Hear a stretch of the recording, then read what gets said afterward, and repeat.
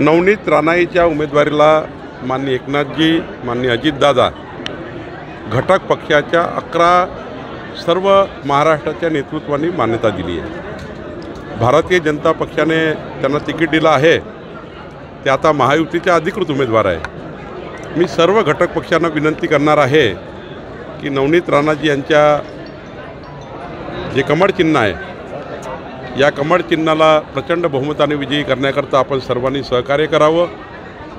शेवटी महायुती ही मजबूतीची आहे, या महायुतीला कुठेही गालबोट लागणार नाही।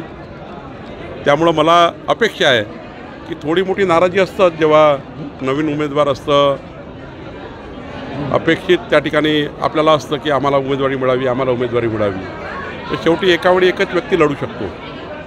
त्यामुळे मला वाटतं की सर्वांचं समर्थन मिळेल। त्याचा एकही कार्यकर्ता नवनीत राणाईच्या उमेदवारीशी नाराज नाही, कारण भाजपा कार्यकर्त्यांनी मोदीजींच्या गॅरंटीवर विकसित भारताचा संकल्पाला साथ देण्याचा निर्णय केला आहे आणि भारतीय जनता पार्टीचा कार्यकर्ता समर्पित आहे। आमचा कार्यकर्ता महाराष्ट्रात कुठल्याच सीटवर नाराज राहणार नाही। काही थोडी मोठी नाराजी त्या विधानसभेत त्या लोकसभेत असतं, पण एकदा पक्षाचा निर्णय झाला, भाजपाचा कुठलाही कार्यकर्ता हा पक्षविरोधी विषयामध्ये जात नाही। अशाच वेगवान घडामोडी पाहण्यासाठी आताच आमच्या जनविकास न्यूज चॅनलला सबस्क्राइब करा आणि रहा रोज अपडेट।